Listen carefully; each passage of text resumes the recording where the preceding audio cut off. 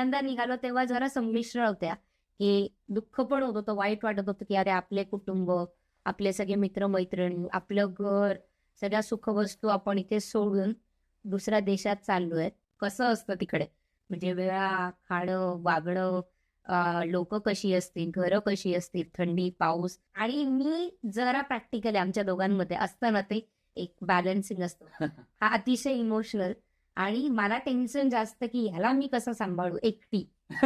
तर निघतानाच्या भावना तशा ना शब्दात मांडणं फार फार कठीण आहे. माहिती ज्या बॅगा असतील आपल्या त्याच्यात अख्खा संसार तुम्ही इकडे कसा आणला?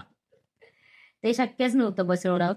30 किलो म्हणजे आता जे प्रवास करतात, ज्यांना माहिती आहे, की खूपदा तुम्ही जातात जे ज्याला वजनाचं मर्यादा आहे बरोबर. तसे. ते किती पटकन भरतं म्हणजे बॅग स्वतःच असं वाटतं ती 3 किलोची नाही, तीच स्वतः 10 किलोची आहे. तर सगळ्यात पहिले मी युकेला जेव्हा पोहोचलो तेव्हा बॅगेतनं काय काढलं असेल माहिती का तुम्हाला?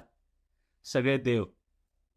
सगळे देव बाहेर काढले, त्यांना व्यवस्थित जागा केली, त्यांना मांडलं, त्यांना हात जोडले, की इतकं एकटं वाटत होतं मला, इतकं की यार तुम्ही तरी माझ्यासोबत राहा, तुम्ही तरी थांबा यार माझ्यासोबत. इतकं आता ते तुम्हाला जो कोणी माणूस, जी कोणी व्यक्ती परदेशात येत असेल ना एकटी, तिला माहिती आहे की काय खतरनाक त्रास होतो अगदी सुरुवात